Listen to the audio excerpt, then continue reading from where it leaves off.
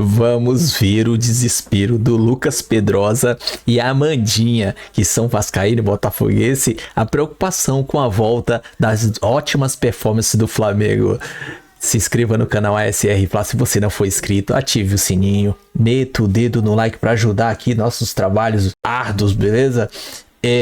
Direito de imagem SBT Esporte, link na descrição, e bora conferir o que esses caras têm a dizer e toda a zoação, porque são um flamenguista, um botafoguense e um vascaíno. E a gente pega o Vasco já agora, sábado, hein? Quinta rodada do Brasileirão.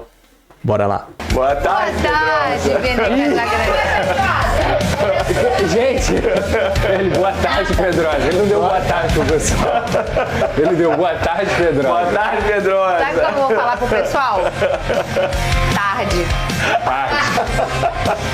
Ó, vou te falar. Eu não tô legal. Você vai ter que renovar muito botox pelo visto, hein? Não, eu já tô aqui precisando. Sabe que eu...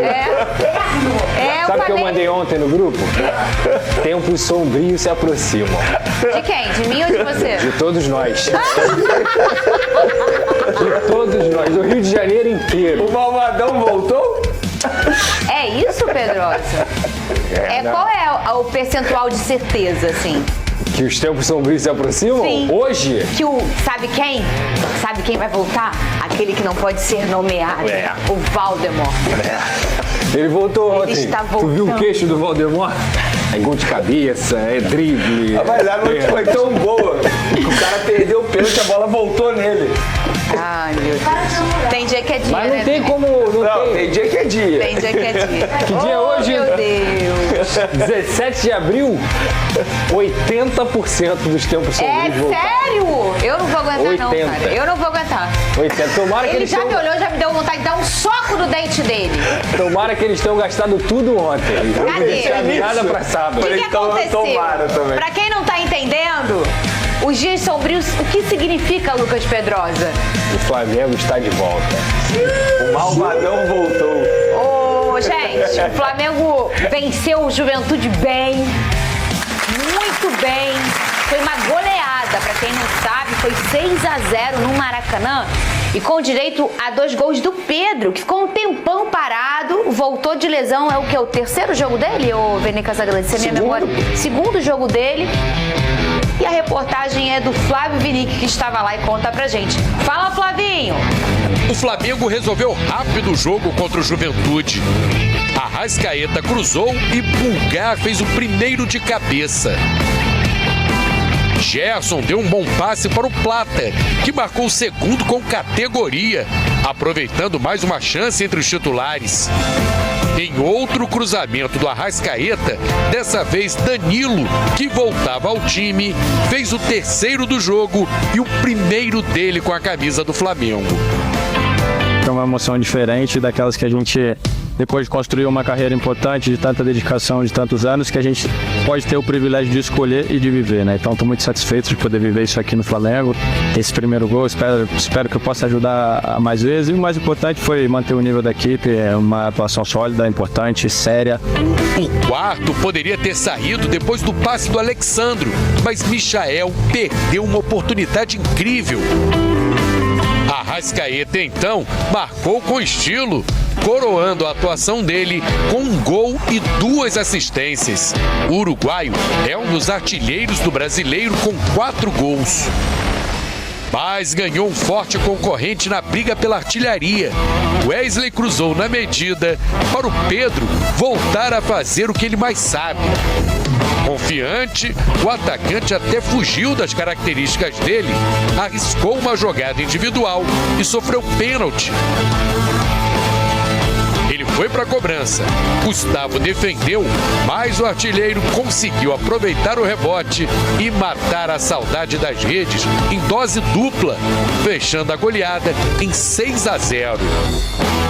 Depois de 7 meses parado por causa de uma grave lesão no joelho, Pedro volta a marcar e logo 2 vezes.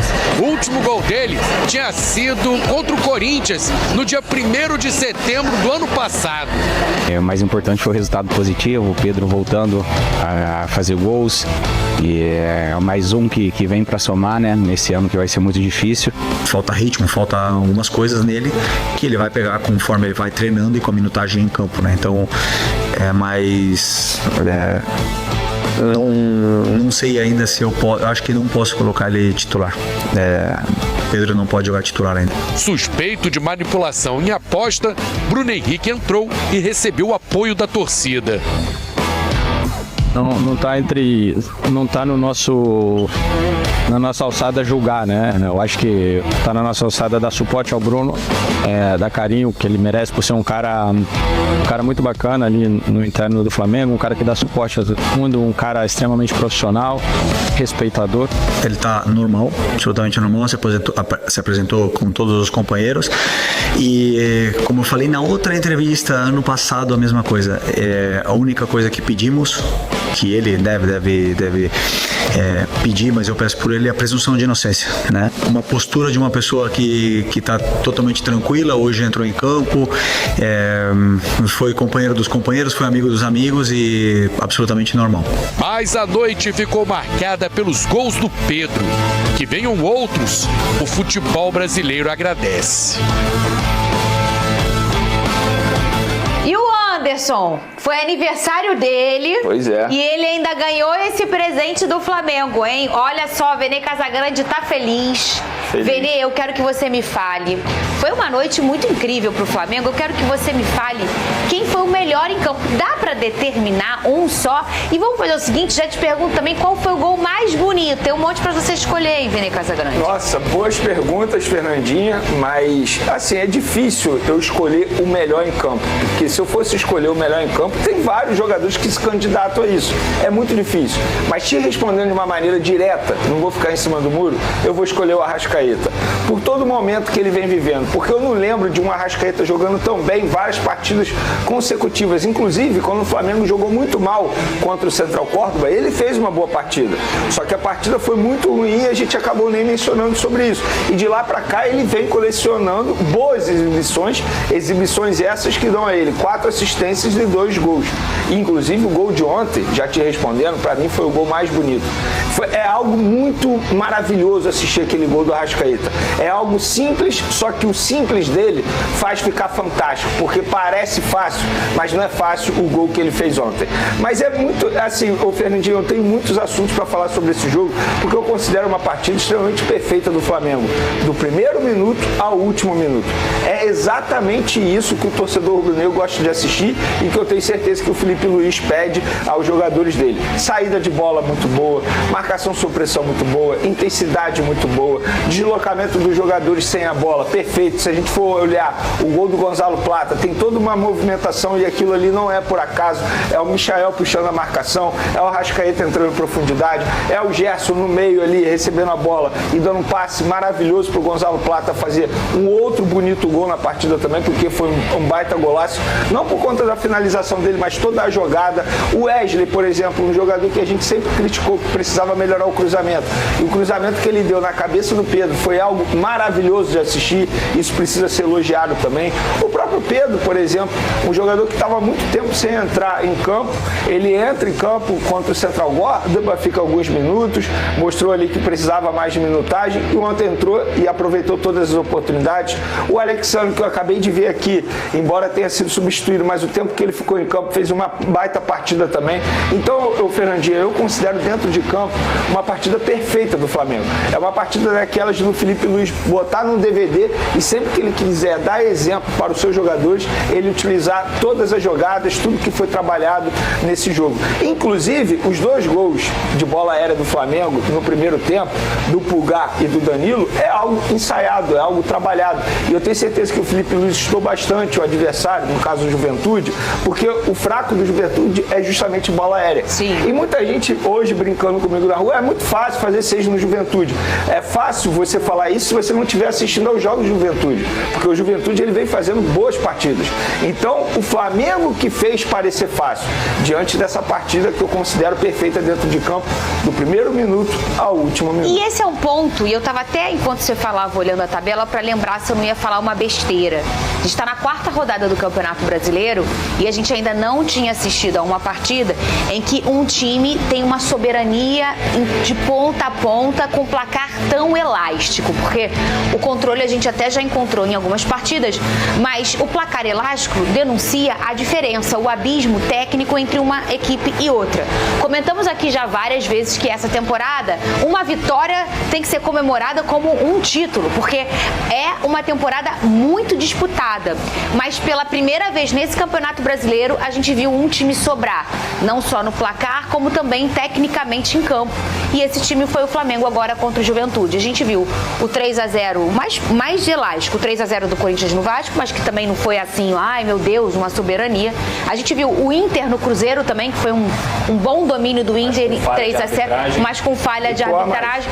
A gente está falando de um time que, como o Vene trouxe, jogou de ponta a ponta muito bem, teve o controle de todas as ações, jogou também no erro do adversário em todas as suas qualidades e teve um placar elástico pela primeira vez nesse Campeonato Brasileiro, o Lucas Pedrosa. Não, foi um jogo perfeito mesmo do Flamengo e não tem nem um pingo de motivo para desmerecer, porque o Juventude é uma equipe que vai causar dificuldades para todo mundo no campeonato, que é muito chato dentro de casa, que também o Matias estava fazendo um trabalho organizado com essa equipe. A questão é que o Flamengo realmente resolveu o jogo em 20 minutos. Foi 3-0 e foi 3-0 com uma soberania imensa, porque o Juventude não conseguia sair do seu campo de defesa. Quando recuperava a bola no seu campo de defesa, tinha que isolar essa bola e o Flamengo com as linhas altas, encaixotando o Juventude, recuperava facilmente, conseguia triangular, conseguia ter o controle de bola, as dinâmicas muito interessantes com a Arrascaeta, com o Gerson, até o Michel, que não estava fazendo grandes partidas anteriormente, também foi muito importante nessa recuperação do Flamengo aí, nessa partida.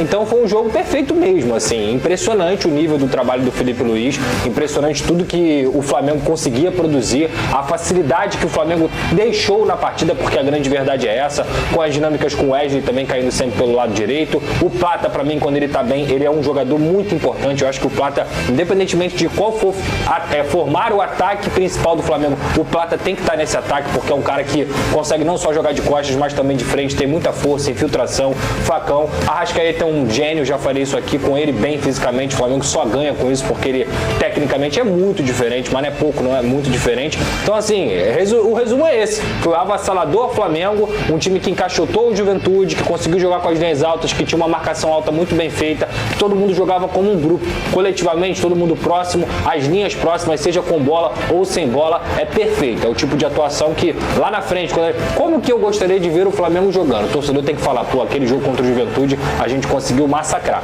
Mas, ao mesmo tempo, lembre-se, nem sempre vai ser assim. Não é porque conseguiu um espetáculo no Maracanã nesse meio de semana, que no próximo tropeço do Flamengo você tem que falar que tá tudo ruim, que tá tudo horrível, tá tudo horroroso. Os jogos são difíceis e vão continuar sendo difíceis. Isso aí foi um ponto realmente fora da curva, que não quer dizer que o Flamengo não tenha merecido. Mereceu e mereceu muito.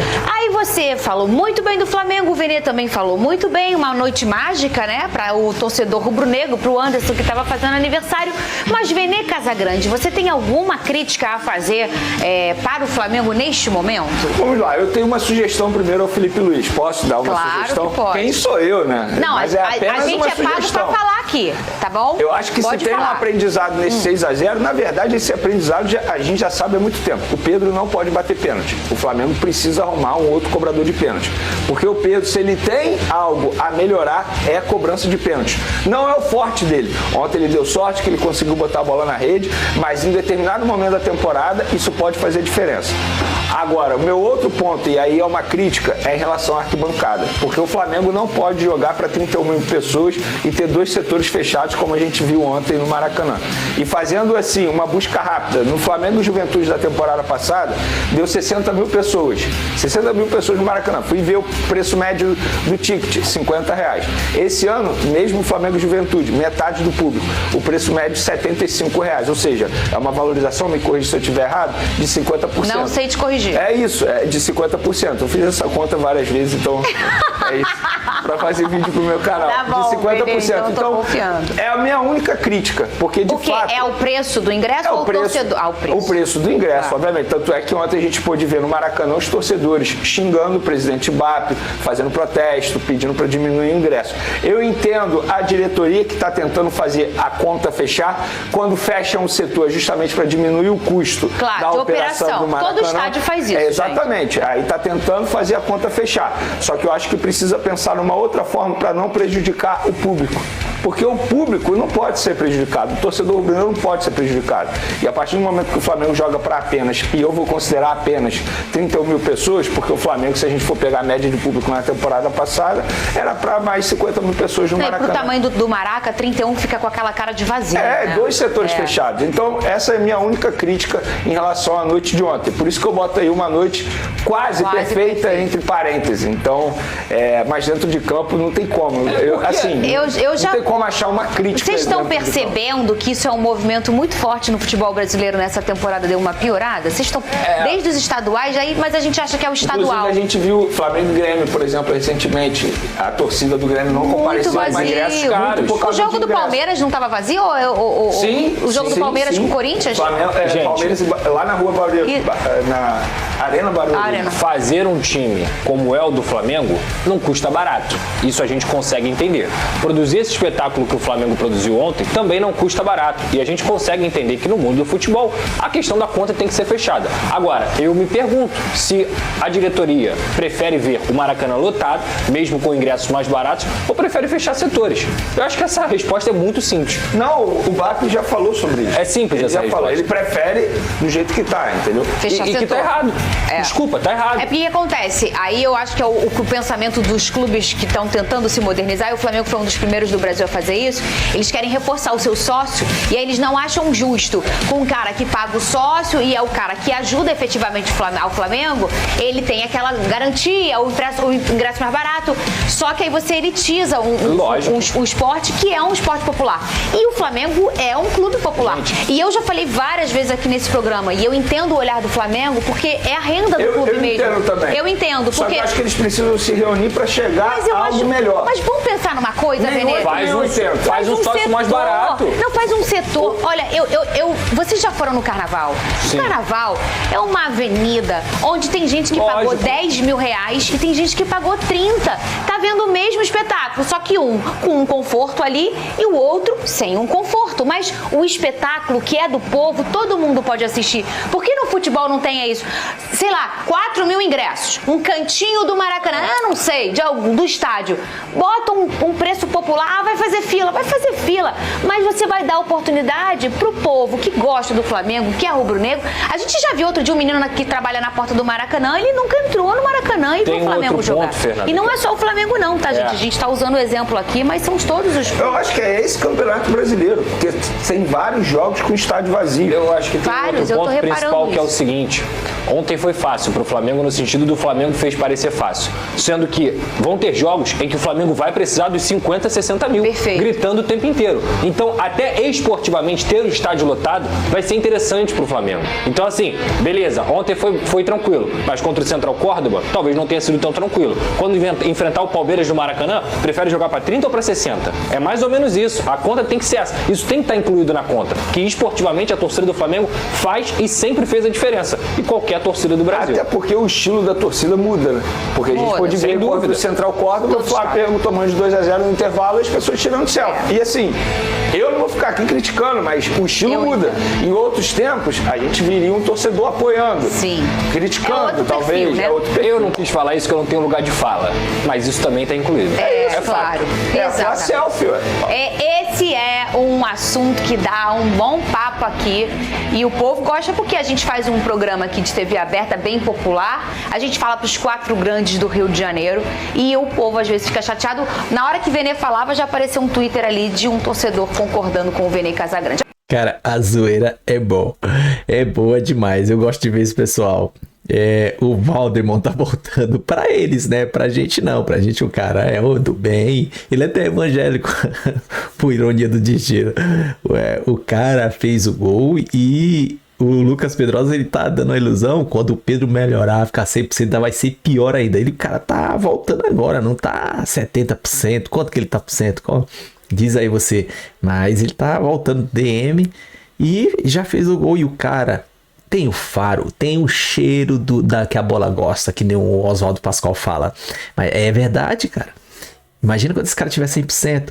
E sábado, o Lucas Pedrosa já tá prevendo que ele é vascaíno. E o jogo é no Maracanã. Como é que vai estar? Vai estar lotado? Aí vem essa questão de ingresso aí, cara. É porque todo mundo sabe onde o calo aperta. Então, eu não sei. O Flamengo tá querendo pôr as contas em dias. E isso aí é meio... Não é chato a gente comentar, que eu não sei como é que tá a situação. Mas o povo, a massa, porque sempre foi assim. Tem que ter um espaço dele lá. Nem vou discutir. Mas é isso aí. Se você gostou do vídeo, se inscreva no canal. Meta o dedo no like. Ative o sininho. E bora curtir. Compartilhe, comenta. Tamo junto. Saudações rubro-negra.